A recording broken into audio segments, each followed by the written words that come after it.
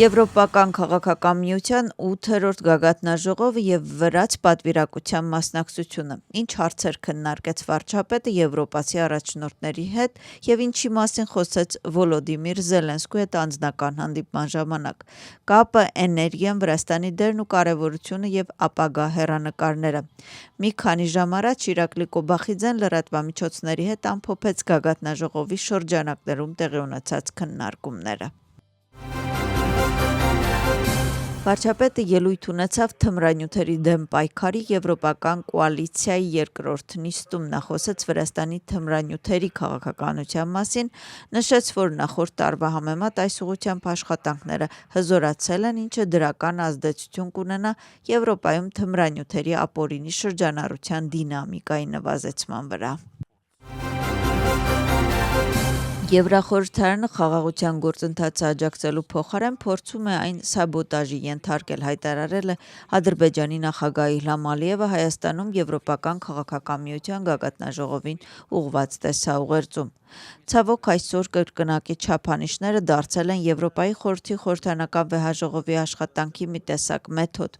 Ադրբեջանի տարածքային ամբողջականությունը ունի նույն արժեքը, ինչը ցանկացած այլ երկրի տարածքային ամբողջականություն եւ կրկնակի չափանիշները այս հարցում անընդունելի են։ Եվրոպական խորհուրդը խաղաղության գործընթացին աջակցելու փոխարեն կենտրոնացած է նաեւ դրա սաբոտաժի վրա։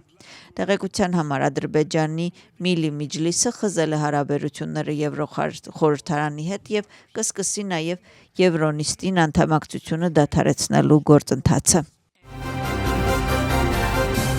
Առավոտյան Հայաստանի Հանրապետությունում մեկնարկվեց Եվրոպական քաղաքական միության 8-րդ գագաթնաժողովը, նախքան միջոցառումը տեղի ունեցավ Վրաստանի վարչապետի եւ Ֆրանսիայի նախագահի հաղորդակցություն։ Լրատվամիջոցների հետ զրույցում Կոբախիձեն ընդգծեց Հարավային Կովկասի եւ ընդհանրապես Վրաստանի դերը։ Նրա խոսքով Վրաստանը տնտեսական եւ առևտրային առումով 7 երկիր է կապում Սև ծովի հետ։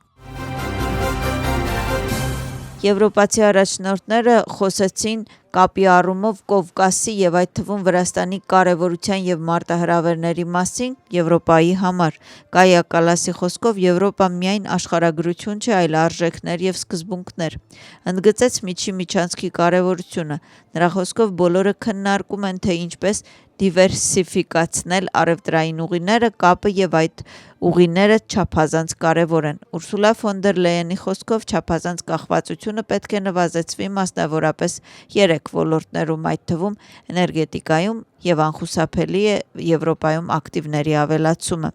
Ընդգծվեց, որ Եվրոպական քաղաքական միության գագաթնաժողովի օրակարգում գտնվող թեմաները հստակ արտացոլում են ներկայիս համաշխարհային իրավիճակը։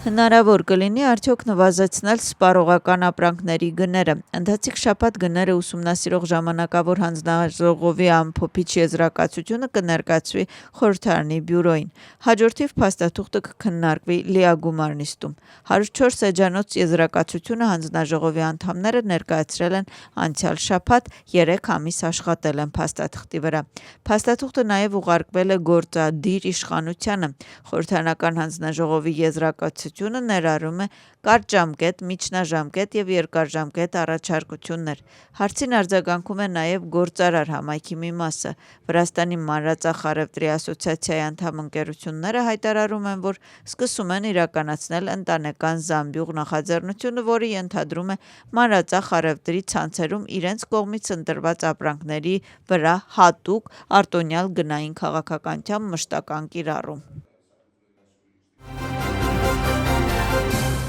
Ասիական զարգացման բանկի 59-րդ տարեկան հանդիպման շրջանակներում Վրաստանի ֆինանսների նախարարը հանդիպել է բանկի նախագահի հետ։ Կողմերը քննարկել են Վրաստանի եւ Ասիական զարգացման բանկի միջև երկարատև հաջող հարաբերությունները թե պետական, թե մասնավոր հատվածներում։ Նշվել է, որ ներկայումս բանկի պորտֆելը Վրաստանում կազմում է մոտավորապես 6 միլիարդ դոլար, այդ թվում ընթացիկ նախագծերի արժեքը գերազանցում է 2 միլիարդ դոլարը։ Բացվել է 2007 թվականի նոյեմբերի 7-ին Իմեդի հեռուստաընկերության վրա կատարած հարձակումների եւ կողոպուտի մեջ մեղադրվող Միխայիլ Սահակաշվիլիի հաջորդ դատավարությունը։ Հարցաքննվել է ԿՈՒԴ-ի նախկին աշխատակիցը։ Նա խոսել է հանրահավաքի վրա կատարած սպառնալիքների, ապստամբության դաժանության եւ Իմեդի հեռուստաընկերության վրա կատարած ներխուժման մանրամասների մասին, որից հետո Սահակաշվիլին քաղաքական հայտարարություններ է արել։ Ամերիկան երկուշաբթի օրը առավոտյան կսկսի նավերը անվտանգ կերպով դուրս բերել Հորմուզի նեղուցից, այս մասին հայտարարել է Դոնալդ Թրամփը։ Դոնալդ Թրամփը նշել է, որ Միացյալ Նահանգների եւ Իրանի միջև քննարկումներ են ընթանում, որոնք կարող են շատ դրական արդյունք ունենալ։ Նրա խոսքով Հորմուզի նեղուցում մնացած նավերի եւ անձնակազմի մեծ մասը հանգամանքների զոհեր են եւ նավերը այն տարածքներից են, որոնք ոչ մի կերպ չեն մասնակցում Մերձավոր Արևելքի հակամարտությանը։ Իրանի խոսքով նրանք թույլ չեն տվել ամերիկյան նավին մտնել Հորմուզի նեղուց եւ նախազգուշացնող կրակոցներով ստիպել են նրան նահանջել։ Այս տեղեկությունը հերքվում է ԱՄՆ-ի կենտրոնական հրամանատարության կողմից, որը ըստ նրանց պնդում է, որ Իրանի կողմից տարածվող տեղեկությունը չի համապատասխանում իրականությանը եւ որ երկու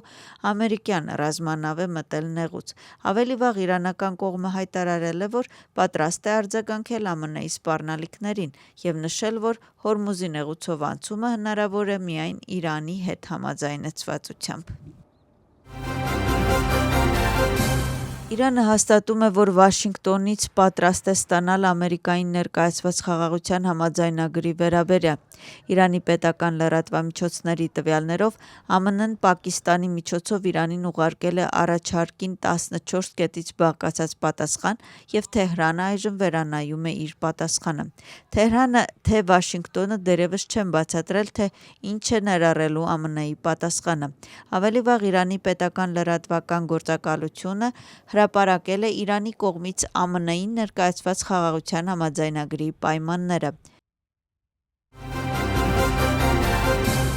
Զուգդիդիում 7 նորակառույց շենքերի բնակարանները կփոխանցվեն ավելի քան 1700 տեղահանված ընտանիքի։ Շինարարությունը կավարտվի 2027 թվականի գարնանը։ Նախագծի արժեքը գերազանցում է 191 միլիոն լարին։ Նախատեսվում է բարելավել արտաքին ենթակառուցվածքները, բնակելի համալիրի բակում կկազմակերպվեն մարզադաշտ, մանկական խաղահրապարակ եւ մարզասրահներ։ Զուգդիդիին զուգահեռ տեղահանված ընտանիքների համար նախատեսված բնակելի համալիրներ են կառուցվում Թբիլիսիում, Ռուսթավիում եւ Բորժոմիում։